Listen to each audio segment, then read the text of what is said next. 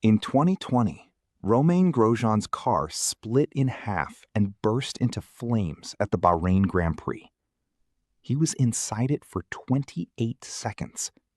He walked out with singed eyebrows and burns on his hands. 28 seconds. Trapped inside a burning car that had just impaled itself on a steel barrier at 137 miles per hour. And the worst injury he sustained was to his hands. If you watched that crash and thought, that should not be possible, you were right. It shouldn't be. And for most of motorsport's history, it wouldn't have been. Drivers died in crashes far less severe than that one. Regularly. Routinely. The sport accepted it as the cost of the spectacle. So what changed?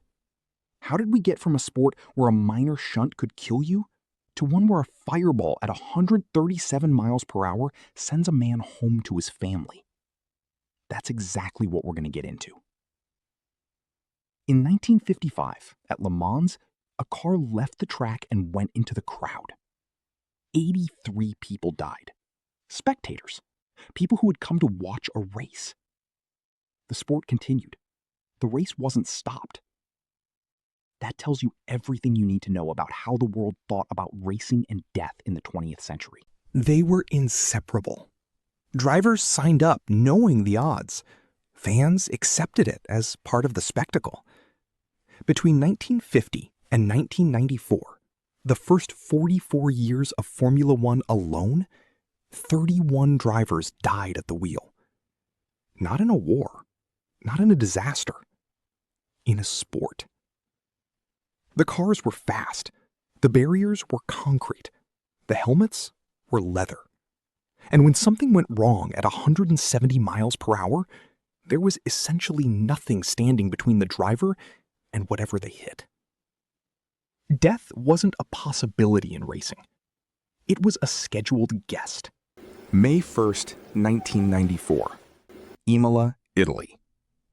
Ayrton Senna, the greatest driver in the world, arguably the greatest who had ever lived, went into the Tamburello corner at 190 miles per hour and didn't come out the other side. The images went around the world, and for the first time, the sport couldn't look away from what it had always accepted. Because this wasn't an unknown driver on a forgotten circuit. This was Senna.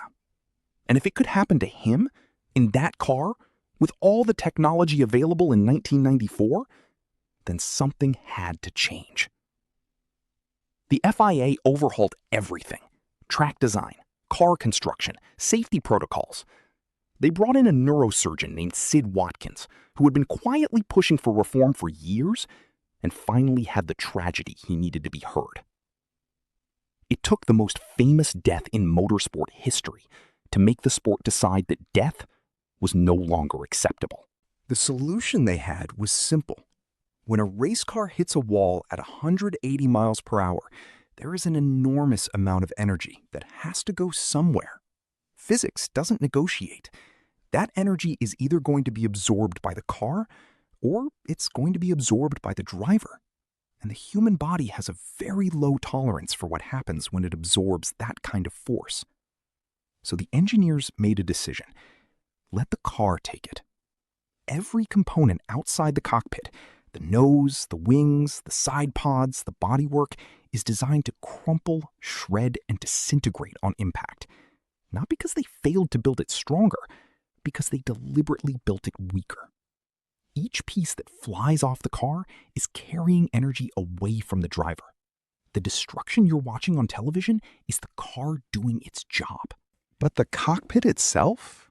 That's a different story. The survival cell, as it's called, is made from carbon fiber so dense and layered that it routinely survives impacts that destroy everything around it. It doesn't crumple, it doesn't flex, it holds. While the rest of the car is engineered to fall apart, this one component is engineered to be essentially indestructible. Think of it like an egg.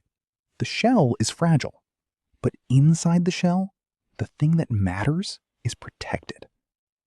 And then there's what happens to the body inside that shell. Because surviving the impact isn't just about the car holding together. It's about stopping the driver from becoming a projectile inside their own cockpit. In a sudden deceleration, the human head, which weighs roughly 10 to 11 pounds, wants to keep moving forward at whatever speed the car was doing. In the era before modern restraints, that meant neck injuries, spinal injuries.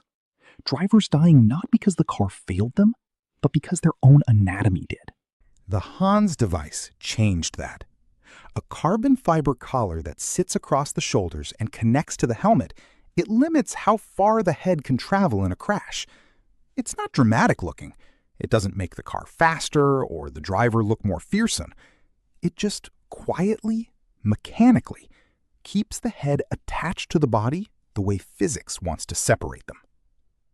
Combined with a 6-point harness that distributes impact force across the entire torso rather than a single point, and a seat molded exactly to the driver's body so there is no space for them to move in ways they shouldn't, the cockpit becomes less a vehicle and more a precisely engineered wearable. The car falls apart, so the cell survives. The cell survives, so the driver lives. And everything holding the driver in place makes sure that surviving the crash doesn't mean surviving it as a quadriplegic. Racing is still dangerous. Don't misread this. Drivers still get hurt. The margins are still razor thin. And there will always be a crash that reminds everyone, the sport, the fans, the engineers, that the gap between survival and tragedy is never as wide as it looks from the grandstand. But something fundamental shifted in the decades after 1994. The sport stopped accepting death as the price of speed. It decided, collectively, that the two things didn't have to go together. That you could build something fast enough to be worth watching and safe enough to be worth doing. And the result is this strange, counterintuitive reality we live in now, where the most violent-looking crashes in professional sports are also among the most survivable.